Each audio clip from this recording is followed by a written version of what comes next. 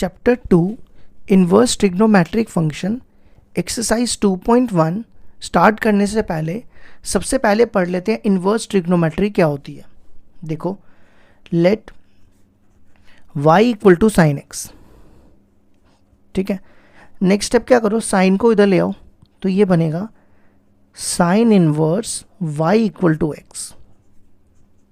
ये साइन उधर लाया हूँ तो ये बन गया साइन इनवर्स y, तो x हो जाएगा साइन इनवर्स y, ठीक है। अब हम पढ़ेंगे इनकी डोमेन और रेंज। इनकी डोमेन और रेंज क्या होती है। अब देखो यहाँ पे फंक्शन लिख दो। आपने 11th में साइन एक्स की डोमेन पढ़ी थी ना। साइन एक्स की क्या होती थी डोमेन, रियल नंबर्स, और रेंज क्या पढ़ी थी साइन एक्स की, -1 to 1, ठीक है। अब हम साइन इनवर्स की पढ़ेंगे, ठीक है। इनवर्स की देखो कैसे होगी, सबसे पहले आ जाओ साइन इनवर्स एक्स। देखो साइन इनवर्स एक्स की डोमेन जो होगी वो होगी -1 to 1, और जो रेंज होगी वो होगी -π/2 to π/2, ठीक है।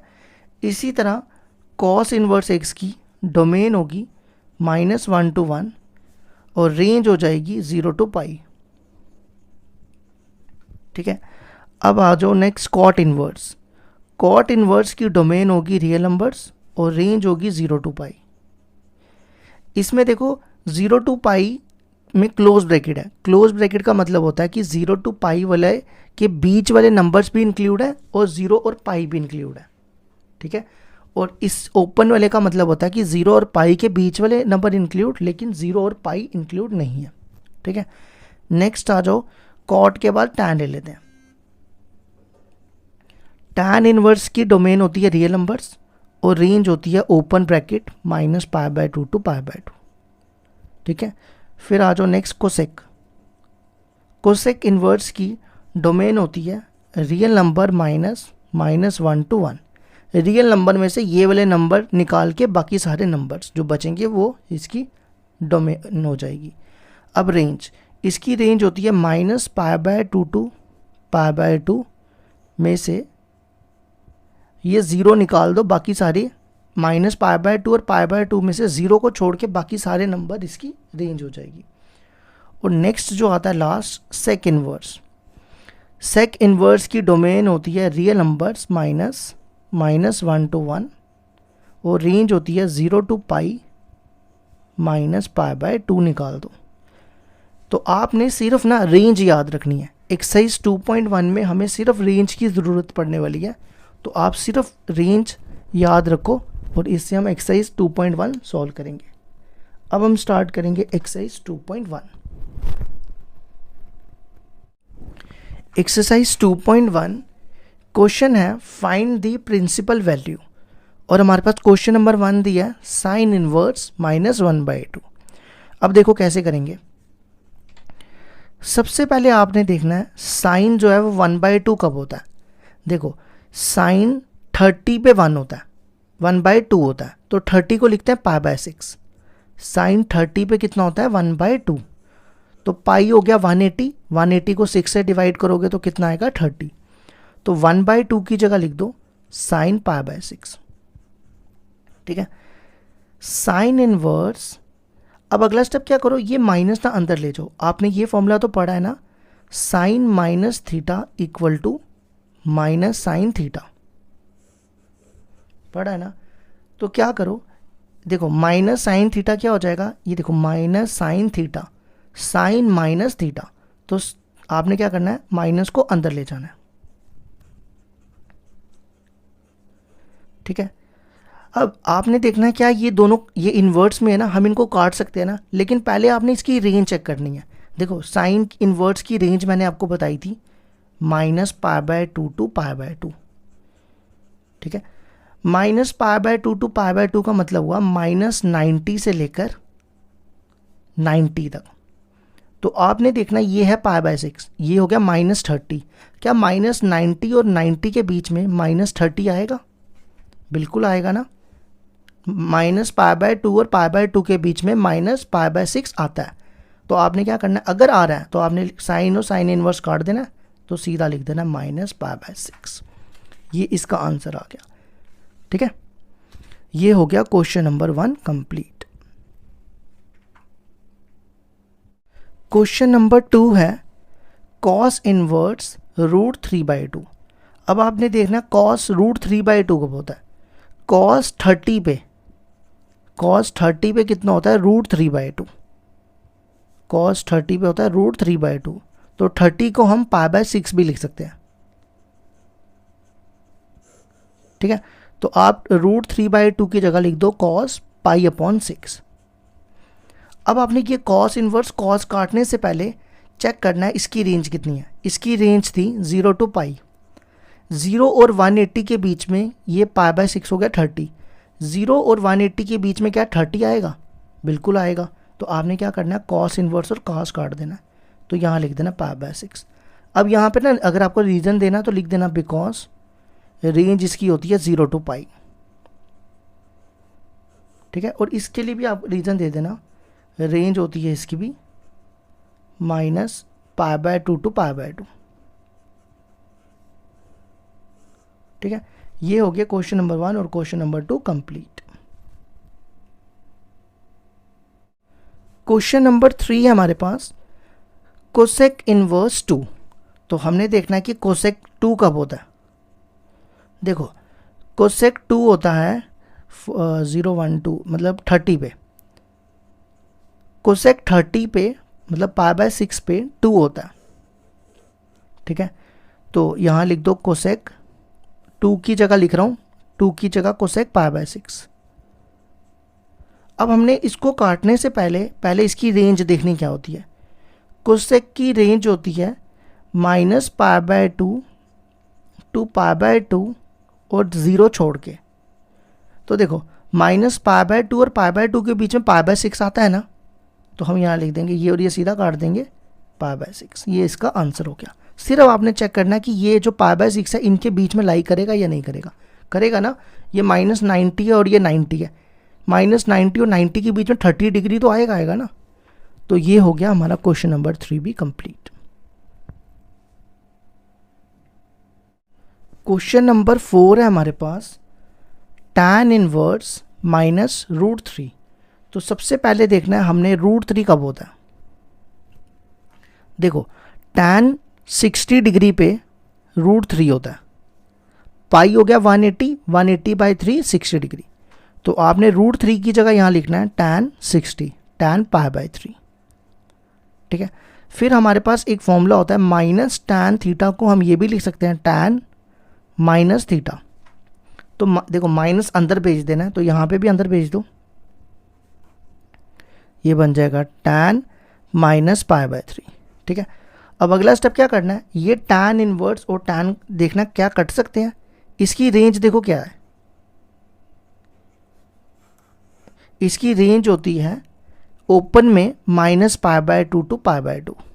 ठीक है, अब देखो ये है -90 to 90, -90 और 90 के बीच में -60 डिग्री तो आएगा ना, π/3 होता है 60 डिग्री। तो जब ये इसके बीच में लाई करेगा तो आपने ये और ये काट देना है, तो -π/3 लिख देना है और आपको रीज़न ये देना है। ठीक है, ये रीज़न दे देना। ये हो गया हमारा क्वेश्चन नंबर 4। अब आ जाओ क्वेश्चन नंबर 5 पे। cos inverse -1/2। तो सबसे पहले 1/2 देखो कब होता है, cos 60 डिग्री पे 1/2 होता है। cos 60 डिग्री पे क्या होता है 1/2। ठीक है, तो ये बन जाएगा cos π/3। अब हम बाकी में क्या कर रहे थे, माइनस को अंदर लेके जा रहे थे, लेकिन cos -θ जो होता है ना वो cos θ होता है।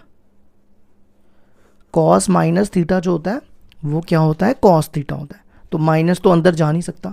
तो आप ना याद रखो, अगर आपके पास cos इनवर्स हो या sec हो इनवर्स हो या cot इनवर्स हो, इन तीनों में से आपको ये दिखे और माइनस का साइन दिखे, इन तीनों में से अगर आपको कोई भी दिखे और माइनस का साइन दिखे, तो आपने कौन सा फॉर्मूला यूज़ करना है, पाई माइनस थीटा।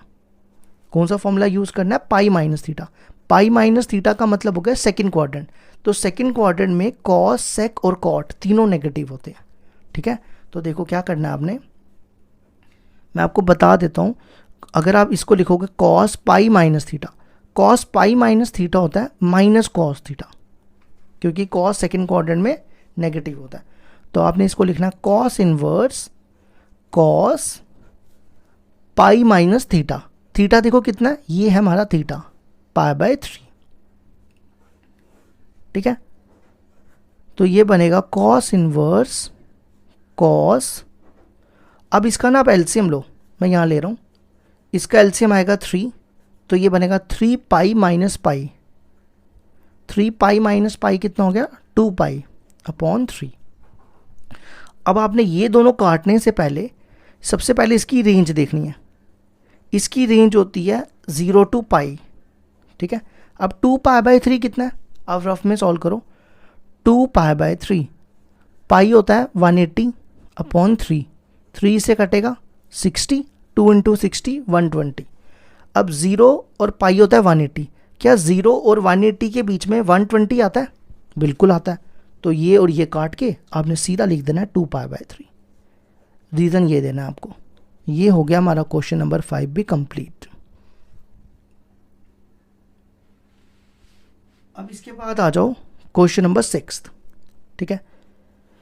याद रखना पाई माइनस थीटा का फॉर्मूला सिर्फ कॉस सेक और कॉट में लगाना है जब माइनस दियो, ये भी ध्यान रखना, माइनस होना ज़रूरी है, नहीं तो सिंपल वे में। अब आ जाओ अगला क्वेश्चन है tan इनवर्स -1। तो सबसे पहले 1 कब होता है tan, tan 45 पे 1 होता है, 45 को आप π/4 भी लिख सकते हो।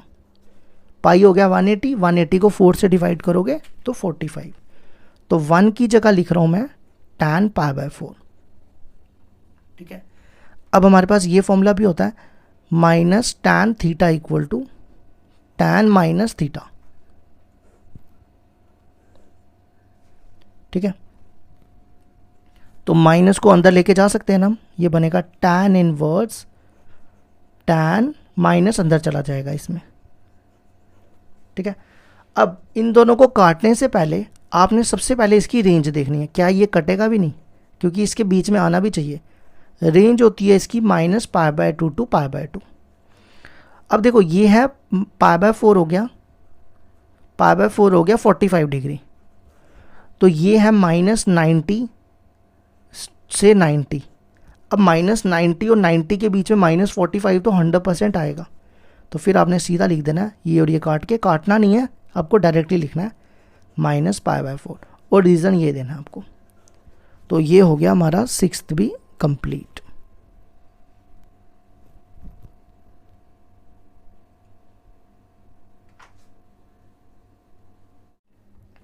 क्वेश्चन नंबर 7 है हमारे पास, सेक इनवर्स 2/√3।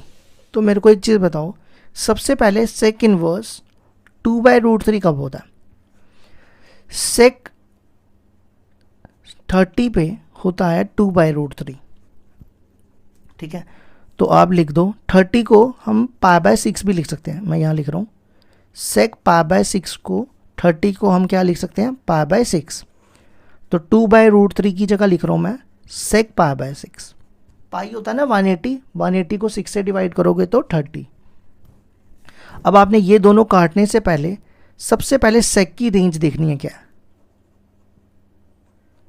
सेक की रेंज होती है 0 to पाई इंक्लूड होते हैं, और इसमें से -π/2 इंक्लूड, ये नंबर आपने इससे निकाल देना है।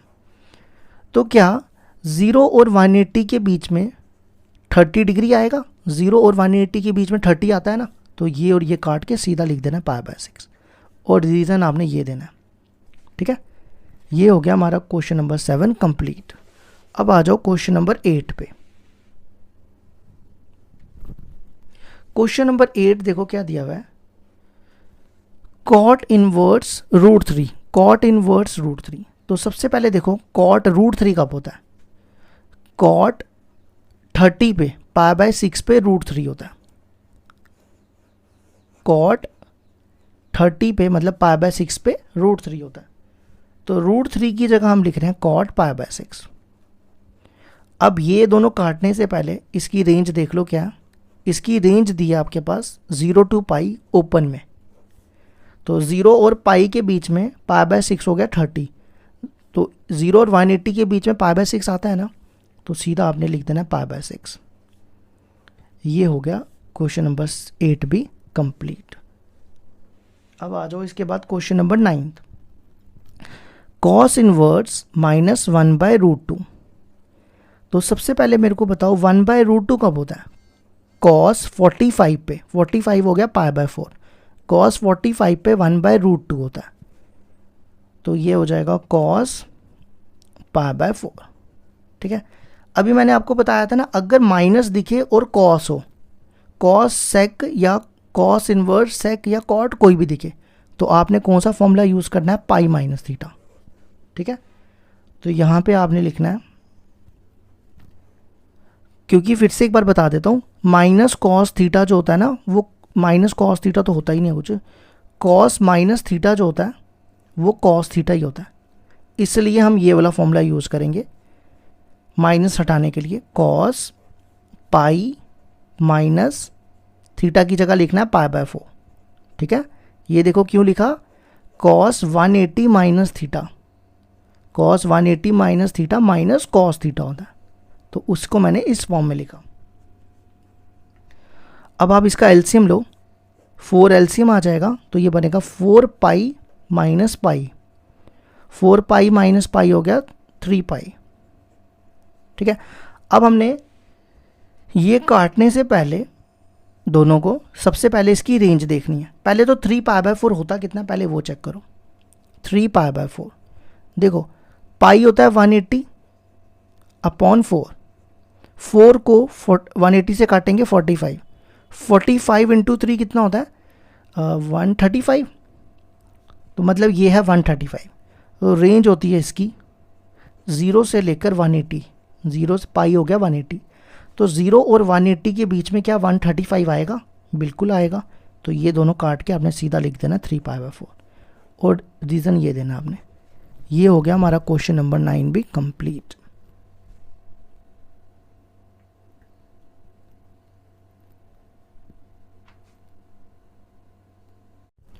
क्वेश्चन नंबर 10 है हमारे पास, कोसेक इनवर्स -√2।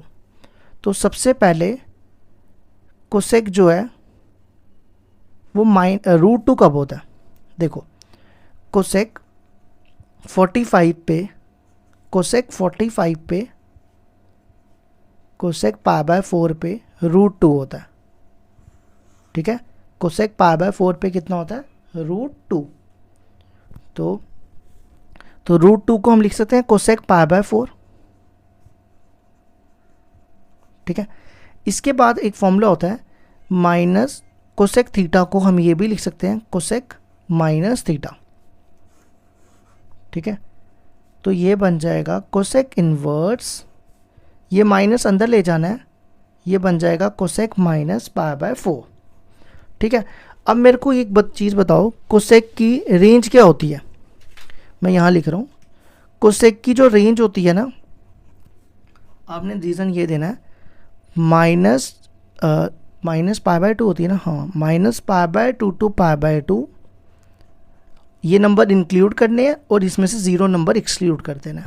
ठीक है, तो आप चेक करो -π/4 कितना होता है? -π/4 होता है 45, तो ये है 90, -90 और 90 के बीच में -45 तो आता है ना, तो ये और ये कैंसिल हो जाएगा, सीधा -π/4, और रीज़न आपको ये देना। ठीक है, ये हो गया हमारा 10th। अब आ जाओ 11th, tan इनवर्स 1। सबसे पहले देखो tan 1 कब होता है? tan 45 पे 1 होता है, मतलब tan π/4 1 होता है, तो 1 की जगह लिख दो tan π/4। cos इनवर्स -1/2, cos 1/2 होता है cos 30 पे, नहीं 30 पे थोड़ा होता है, 60 पे होता है, हाँ 60 पे होता है। cos π/3 पे 1/2 होता है, पाई हो गया ना 180, 180 को 3 से डिवाइड करोगे तो 60। नेक्स्ट साइन इनवर्स -1/2, साइन 1/2 कब होता है? साइन 30 पे, 30 मतलब π/6, साइन 30 पे 1/2 होता है। ठीक है, अब देखो ये दोनों काटने से पहले टैन की रेंज क्या होती है, देखो मैं यहाँ लिख रहा हूँ, टैन की रेंज होती है ओपन ब्रैकेट में -π/2 टू π/2। तो -π/2 और π/2 के बीच में ये 45 है, मतलब -90 और 90 के बीच में +45 तो आएगा ना। तो ये और ये कैंसिल कर देना, सीधा लिख देना π/4। अब देखो फिर से नेगेटिव है, मैंने आपको क्या बताया था, अगर कॉस सेक या कॉट में माइनस आ जाए तो आपने क्या कौन सा फॉर्मूला यूज़ करना है, पाई माइनस थीटा का। तो ये बनेगा कॉस, माइनस हटाने के लिए जब माइनस होगा तभी याद रखना करना है, ऐसे नहीं, पाई माइनस थीटा, थीटा है π/3। साइन इनवर्स, साइन के लिए तो मैंने सिंपल बताया, माइनस को अंदर ले जाओ, ठीक है, ये बन जाएगा कॉस इनवर्स, कॉस इसका एलसीएम लो, ये बनेगा 3 पाई में से पाई गए 2 पाई। साइन इनवर्स और साइन कैंसिल हो जाएंगे, आपको रेंज पता ही है इसकी क्या होती है, और इसकी रेंज होती है 0 और 180। तो 2 π/3 कितना हो गया, 2 π/3 होता है 120। देखो कैसे ये कटेगा इससे, ये 60 इंटू 2 120। तो 120, ये 0 है, ये 180 है, 0 और 180 के बीच में 120 तो आता है ना, तो ये और ये भी काट दो। अब इन तीनों का एलसीएम लो और आंसर लिख दो। तीनों का एलसीएम कितना आएगा, 4, 3 और 6 का एलसीएम कितना आता है, जिसको नहीं आता उसके लिए मैं एलसीएम यहाँ ले रहा हूँ, 4, 3, 6। पहले 2 से करो, 3 आएगा, अब 2 से, अब 3 से, ऐसे ही लेते हैं ना, 3 2 6, 6 2 12। 4 को 12 से डिवाइड करो, आएगा 3 पाई। 3 को 12 से डिवाइड करो 4 2 8 पाई, और 6 को 12 से डिवाइड करो 2 पाई। तो कितना हो गया ये हो गया 11 पाई, 11 पाई में से 2 पाई गए 9 पाई अपॉन 12। अब इसको 3 के टेबल से काटो, 3 4, तो आंसर आ जाएगा 3 π/4। ये आ गया हमारे क्वेश्चन नंबर 11 का आंसर, कितना, 3 π/4। ठीक है, अब आ जाओ क्वेश्चन नंबर 12 पे। क्वेश्चन नंबर 12 है cos inverse 1/2 plus 2 sine inverse 1/2। तो सबसे पहले बताओ कॉस 1/2 कब होता है, कॉस 1/2 होता है 60 पे, है ना, मतलब कॉस π/3 पे। 2 साइन इनवर्स, अब साइन 1/2 कब होता है, साइन 1/2 होता है 30 पे, साइन 30 मतलब 30 हो गया π/6। ये दोनों कट जाएंगे, सीधा π/3। अब यहाँ पे माइनस नहीं था इसलिए हमने नॉर्मल वे में कर लिया इसको, फिर ये और ये भी कैंसिल, π/6, ये और ये कटेगा तो ये बनेगा π/3, एलसीएम 3, ये बनेगा पाई प्लस पाई 2 पाई, तो आंसर आ गया 2 π/3। ये हो गया हमारा क्वेश्चन नंबर 12 भी कंप्लीट। ठीक है, अब आ जाओ 13 पे। 13 में पूछा है if sine inverse equal to y then मतलब रेंज पूछी है। ठीक है, अब देखो मैंने आपको साइन इनवर्स x की रेंज बताई थी, क्या बताई थी, -π/2 टू π/2। इसका मतलब हो गया इसके बीच वाले नंबर भी इंक्लूड है और ये साइड वाला नंबर भी इंक्लूड है। ठीक है, तो देखो आप इसको ऐसा भी लिख सकते हो, इसको ऐसे भी लिख सकते हो, y, यहाँ लिखना y, ये लिखा, यहाँ लिखा π/2 और यहाँ लिखा -π/2। अब ये दोनों नंबर इंक्लूड है ना, तो यहाँ पे इक्वल टू डाल देना है, तो आप बी वाले ऑप्शन को टिक कर लेना। ठीक है, ये हमारा 13 भी कंप्लीट।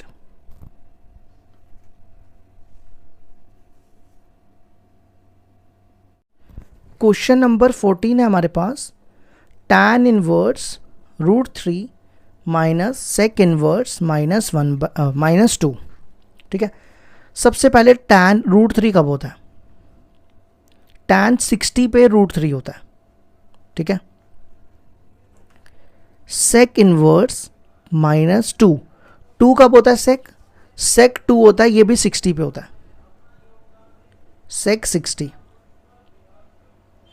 ठीक है, ये और ये कट जाएंगे, सीधा लिख दो π/3।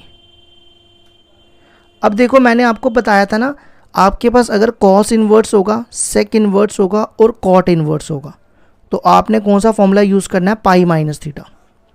ठीक है, तो आपने क्या करना है, यहाँ लिखना है सेक पाई माइनस थीटा, थीटा है पाई बाय 3। तो ये दोनों काट देने हैं, इसका एलसीएम ले लो, ये बनेगा पाई माइनस पाई बाय 3। ठीक है, अब इसका एलसीएम लो, इसका एलसीएम कितना आएगा, 3 पाई में से पाई गए 2 पाई। अब इन दोनों का एलसीएम लो, 3 पाई माइनस 2 पाई, ये बचेगा माइनस पाई बाय 3। तो ये ऑप्शन हो गया बी को टिक कर लेना। क्वेश्चन नंबर 14 भी कंप्लीट।